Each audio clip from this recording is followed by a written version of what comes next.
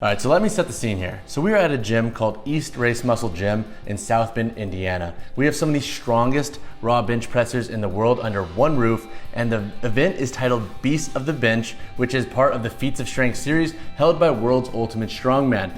Now, two main lifts that we were highly tuned in for Saturday were, number one, Johnny Harris attempting to be the lightest man ever to raw bench press 700 pounds, and then of course, Julius Maddox going for the unthinkable 800-pound raw bench press. The day did not go quite as planned for Maddox, nor Harris.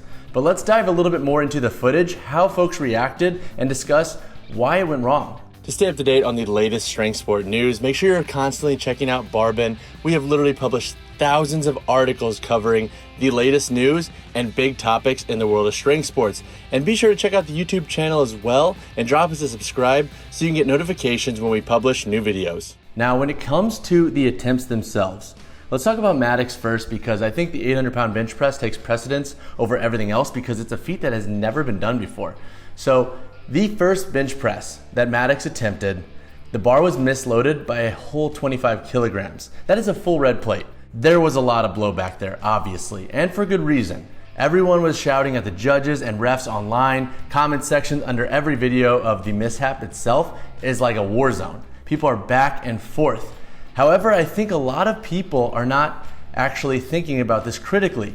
We are in a room that is set up to literally be a part of history in the sport of powerlifting. We have so many officials, so many spotters on edge due to just the monstrosity of the weight on the bar, and an error happened, a human error happened. Now, could it have been avoidable?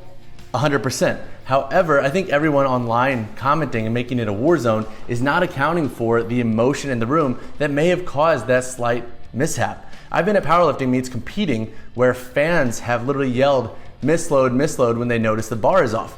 Why nobody did that day is pretty unreal when you really think about it, especially when you consider the vast amount of folks that were in the room. Share in the comments below what you think of the lift. Do you point fingers at the judges and officials, or do you spread the blame among everybody in the room who were trying to watch the lift itself? Somebody should have definitely spoke up and noticed, but again, everybody was focused on Maddox. So after the scary misload first attempt that actually threw off the announcers too, Maddox went for a second attempt. Now, he missed that lift, but he came pretty dang close for having to re-psych himself up and realign his focus.